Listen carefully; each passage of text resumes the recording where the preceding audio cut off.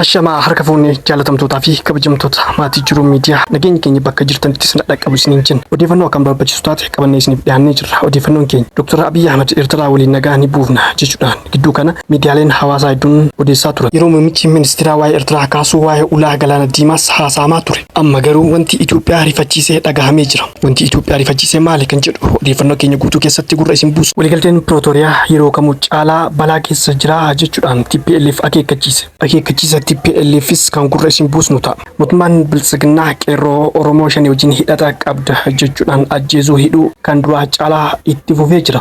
Odeeffannoon keenya kana qofa biti odeeffannoo biroos qabannee isiniif dhiyaannee jirra. Isin odeeffannoo keenya kan hamma xumuraa dhaggeeffadhaa, laayikii, sheerii tu'uun dagatina. Namoonni jiruu miidiyaadhaaf haaraa taatan yookaan sabskiraayib godhin, sabskiraayib gochuudhaan maatii jiruu miidiyaa ta'a. Gara guutuu odeeffannoo keenyaatti isin dabarsina. Isinis hamma xumuraan faana turaan affeerra keenya. Hordoftoota fi kabajamtoota jaalatamtoota maatii jiruu miidiyaa mee ergaa ka'abbuttaa kana dhaggeeffadhaati. Odeeffannoo keenyaan immoo boodarra walitti deebina. Yaa uummata kiyya dammaqa. Ani surumaaniin jaa dammaqa. Keessattuu Jimma wayi Baale Hararge Arsii sanuma. Biyya waboon keessatti itti jabeeffatiin ukkee godhu jiran fakka Harargeen jiru keessatti.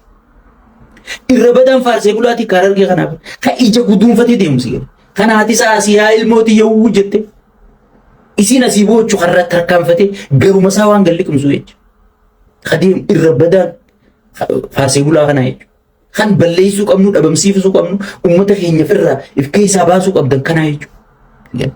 Namoota lamaa sadii qarshii maallaqaan gawayiitti kennanii abbaa qabeenyaa jedhan namaan shagoduuf jira.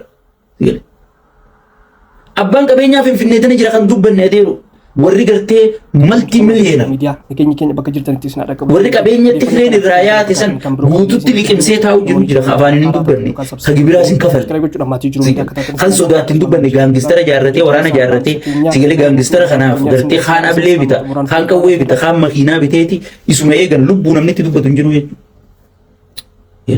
Kana gartee waa godhuu hin danda'an kana gartee akka inni gibira kafalu godhuu hin danda'an garuu miskiinticha gartee qawwee harkaan qabne sanii gibira as kenni buusii milishaa as kenni huccuu milishaa biti sigalee nyaata milishaa fiti galgala yoo taate immoo jaartiin tee bareedduu taana milishaan ati maa fidde isii naa fiddu miimuna takkaa bayyaa naa fiddu takkaa masarat takkaa tigisti isii naa fiddu maa fidde jee maaliif jenna taaptaapi gaa galgalli sigalee hay ilmaan amma dhalatu jiru bar irra guddaan isaanii mataan gurguddaa ilmaan milishaati sigalee kana keessa jira baru manni keenya yoo ati dubbatte ule shaneedha jenni yoo ati dubbatte ilaalcha biroo qabda mootummaa kana diiguu deemta yoo ati gaafii takka gaafatte manni keenya kana jira jechuudha. Mee kana duuba jeneraalli Oromoo maleen Oromoo Itoophiyaan Oromoo Hayila Sillaaseenis Oromoo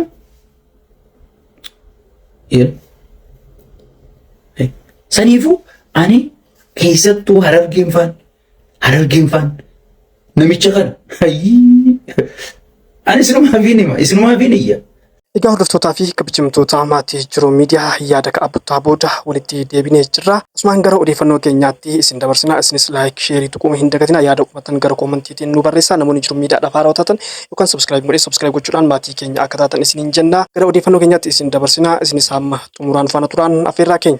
Abiy Ahmed Eertiraa waliin nagaa ni buufna jechuudhaan gidduu kana miidiyaalee hawaasaa gubbaatti odeeffamaa ture. Yeroo inni dhimmoota Eertiraa hedduu kaasuu waa'ee ulaa galaana diimaas hedduu odeeffame. Amma garuu wanti Itoophiyaa rifachiise dhagahame. Itoophiyaan qabsoo waggaa 30 ol fudhateen galaana diimaa dhabdee jirti. Galaana diimaa argachuuf garuu waggaa 30 isheen barbaachisu jedhe muummichi ministeera. Faallaa kanaa waggaa 32 dura Itoophiyaarraa walaba kan gonfatte Eertiraan gaafii Itoophiyaa kana gammachuu hin qabdu. Mootummaan Eertiraa ejjennoo Itoophiyaan dhimma galaana diimaa ilaalchisuun tibbana ibsite balaaleffatee jira. Ministeerri odeeffannoo Eertiraa Yemen Gabra Masqal dubbii ministeera muummee Abiy Ahmed barbaachisummaa galaana diimaa ilaalchisuun bakka bu'oota uummataaf ibseen cimsee qeeqeera. Abjuun BBY Asab garoodhaa gara yerootti hammaataa waan dhufe fakkaatan Asabiin yoo danda'ame mariin ta'uu baannaan waraanaan dhuunfachuu qabna jechuudhaan yoo mirkaneessan muummichi ministeera dubbii paarlaamaa keessatti taasisanii akeekuun ni danda'ama. Itoophiyaa fi Misir dhimma hidha Abbayyaa Itoophiyaan ijaarte irratti waldhabdee waggaa dheeraatu gidduu isaanii jira. Misir michummaa Itoophiyaa wajjin qabdu yeroo dhiyoo keessatti kan deebiste yoo ta'us garuu yeroo kanatti michummaan Itoophiyaa fi Misir waliin qaban laafee Eertiraa wajjin michummaa isii jabeeffattee jirti. Gibs Misir Eertiraa bira nan dhaabbadhaa fi deeggarsa barbaachisu nan godhaaf jechuun akka bira dhaabbatu ifoomsitee jirti. Misirii fi Eertiraan michummaa isaanii jabeeffachuun Itoophiyaa hedduu yaaddesse. Humni galaana diimaa Eertiraa hidhannoo misaayila fageenya gabaabaa hidhachuudhaan of qopheessee galaana Asab irratti waraana Itoophiyaa haleeluudhaaf eegaa jiraachuu beeksisee jira. Pirezidaantiin Eertiraa Isaayyaas Afwerqii cidii mootummaa Itoophiyaa dursee haleeluudhaaf meeshaa waraanaa gurguddaa Kaayiroo irraa gara Asmaraatti fe'aa jiraachuun dhagahamee jira. Mootummaan Bilisiginnaa hanga dubbiin tun gurra buute rifachuutu dubbatamaa jira. Addi bilisummaa uummata Tigraay mootummaan waliigaltee nagaa Pirootooriyaa sarbuu fi dadhabsaa jiraachuu himachuun waliigalticha yeroo kamuu caalaa rakkoo guddaa keessatti kuffisaa jiraachuu dubbate. TPLF ibsa Onkololeessa 30 bara 2025 baaseen mootummaan federaalaa tumaalee ijoo waliigaltee nagaa waraana Tigraay dhaabuuf mallattoo hojiirra oolchuu dadhabe jechuudhaan ibse. Gareen kun humnoota kutaalee Tigraay dhuunfachaa jiran itti fufiinsaan dhachiisuu fi deeggaruun akkasumas jiraatota qe'ee isaanii irraa buqqan akka deebi'an gufachiisuun mootummaa Itoophiyaa waliigaltee kana hiika dhabsiiseera jechuudhaan himate. Ibsichi itti dabaluudhaan kaayoon waliigaltee nagaa Pirootooriyaa dhukaasa dhaabuu warra galmaan ga'u baqattoonni gara qe'ee isaaniitti akka deebi'an gochuu akkasumas kan hafan deebi'anii ijaaruu fi marii siyaasaaf bu'uura kaa'uu kan kaayeffate ta'uu ibsee jira. Haa ta'u malee mootummaan Itoophiyaa waliigaltee kana hojiirra oolchuu dadhabe kan jedhe TPLF Itoophiyaan waliigaltee hawaasa addunyaa fuulduratti taasiftee gidduu seenaa jirti jechuudhaan himate. Namoonni nagaa humnoota weerartuu jala jirtan eenyummaa isaanii irratti hundaa'uun butamuu fi ajjeechaan akka isaan irratti mudatu kan itti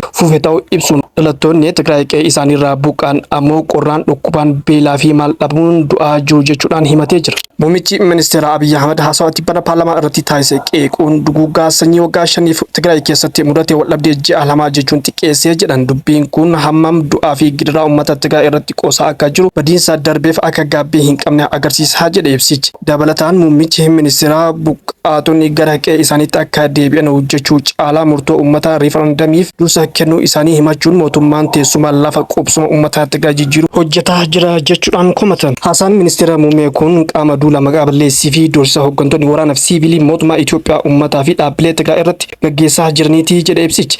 Dabalataan mootummaan Itoophiyaa waraana haaraa marsaa biraa eegalchiisuun balaa isaa gama kamiinuu guddaa ta'uu ibsuun hawaasni idil addunyaa tarkaanfii hatattamaa akka dafee fudhatu akeekkachiise. Dhumarrattis qaamoleen marii fi dhaabbilee idil addunyaa paanaalii hatattamaa gamtaa Afrikaa waamuun haala yeroo madaalanii fi waliigaltee balaa irra jiru kana akka baraaran ammas waamicha goona jedhe ibsichi. Ergamtoonni Bilisiginnaa maqaa qunnamtii waraana bilisummaa Oromoo qabda jedhu itti maxxansuun ilmaan Oromoo adamsanii ajjeesuu itti fufanii jiru. Haaluma kanaan loltoonni PP dargaggoo maqaan isaa Nabsoo Gaaddisaa Raggaasaa jedhamu gaafa guyyaa 16 ji'a lammaffaa bara 2018 akka lakkoofsa Itoophiyaatti Shawaa Kibba Lixaa Aanaa Ammayyaa ganda Ajjoo Lixaa bakka addaa Gooljoo jedhamu qabanii deemuun bakka Abbaa Marruu jedhamutti rasaasa itti roobsanii ajjeesanii biraa deemu maatiin dargaggoo kanaa dubbatanii jiru. Itti aansuunis bakka rakkoonni torkee jirutti dhimma ba'uudhaan ergamtoonni Bilisiginnaa hawaasa nagaa adamsanii hidhuu dhabamsiisuu fi akkasumas ajjeesuu itti fufanii jiru. Kanaaf yaa ilmaan Oromoo uummata keenya sagalee dhabaniif sagalee ta'a jechuudhaan maatiin dargaggoo kanaa dubbatanii jiru.